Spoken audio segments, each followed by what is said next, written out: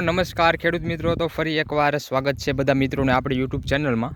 તો ખેડૂત મિત્રો, આજે તમે જેમ જોઈ રહ્યા છો આ બાજુ આજે આપણે જે સા ઉગાડેલા છે મોટા ટ્રેક્ટરથી, અને મિત્રો એમાં જો તમારે સાના એંધાણ કરવા હોય અને સાથે રાપ પણ ચાલી જાય અને પાછળ એંધાણ પણ થાય એ રીતનું મિત્રો આપણે એક જોઈ શકો છો ફિટિંગ કર્યું છે। પહેલાં તમને હું બતાવી દઉં કે આનાથી મિત્રો આપણને કેવું રિઝલ્ટ મળે છે અને કેવા રીતે આપણે એંધાણ થાય છે સાના। તો સૌથી પહેલાં તો મિત્રો આ જોઈ શકો છો તમે, આ જે સા છે આપણે ટ્રેક્ટરના જે ઉગાડેલા છે એમાં આપણે કાંઈ પણ હજે છલાવેલું નથી। અને આ બાજુ તમે જોઈ રહ્યા છો આમાં મિત્રો આપણે જે ફિટિંગ કર્યું છે રાપને એની સાથે જે આપણે સમાર, તો એમાં મિત્રો આ રીતનું જોઈ શકો છો એકદમ જમીન પણ લેવલ કરતું જાય છે અને જે સાના એંધાણ છે એ પણ સાથે રહે છે। તો આ મિત્રો કઈ રીતે ફિટિંગ કરેલું છે એ પણ તમને હું બતાવું। પહેલાં આ જોઈ શકો છો તમે, એવું એકદમ બેસ્ટ મિત્રો કામ આપે છે આ।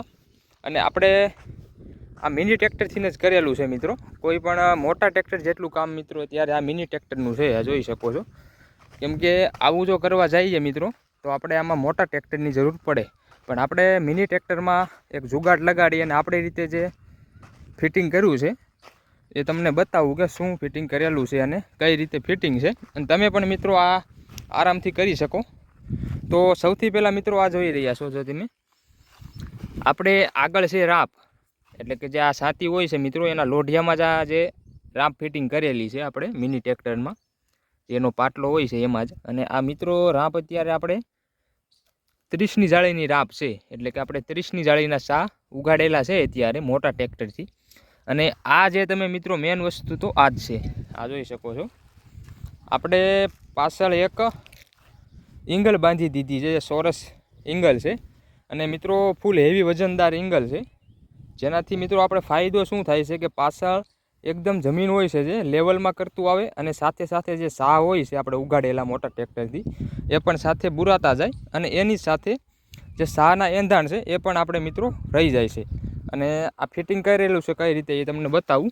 આ જોઈ શકો છો અહીંયા આપણે એક હૂક મારી દીધો છે, આ જોઈ શકો છો। આ રીતનો તમે હૂક પણ લઈ શકો, જો તમે થાંભલામાં તમારે ફિટિંગ કરવું હોય તો આ રીતનો હૂક લેવાનો છે।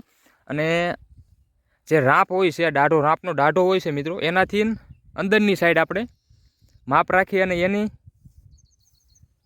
લેવલમાં ચોંટાડવાનું છે આ જે હૂક છે, જેનાથી મિત્રો ફાયદો શું, એક તો જો કે આ જે દાઢો હોય છે એમાં રાપ આગળ આ જે વાળો આપણે બાંધેલો હોય છે એ આવી ન જાય અને તૂટી ન જાય એની માટે।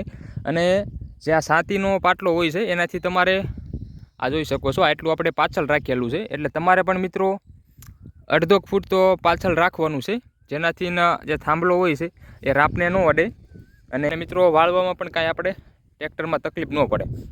અને આમાં આપણે ક્લચ વાયર બાંધેલો છે અત્યારે, જે મિત્રો ક્લચ વાયરને તો કાંઈ થાય નહીં, એટલા માટે આપણે જો ક્લચ વાયર બાંધેલો છે આની જગ્યાએ તમે કોઈ પણ સારી એવી જે દોરી હોય છે એ પણ બાંધી શકો, આપણે તો ક્લચ વાયર બાંધેલો છે।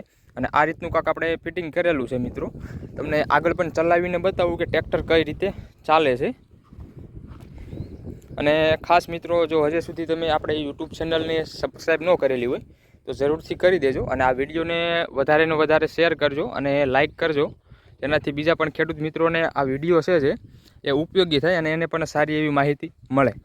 તો આ જોઈ શકો છો આપણે ચલાવીને પણ તમને બતાવું કે કઈ રીતે આપણે ચલાવીએ ત્યારે ચાલે છે। અને આપણે આ ટ્રેક્ટર પણ મિત્રો જોઈ શકો છો જે મિની ટ્રેક્ટર છે એમાં જ આપણે બધું ફિટિંગ કરેલું છે, સ્વરાજ 717 આ જોઈ શકો છો એમાં ફિટિંગ કરેલું છે। તો ચાલો મિત્રો હવે તમને ચલાવીને બતાવું કે કઈ રીતે ચાલે છે।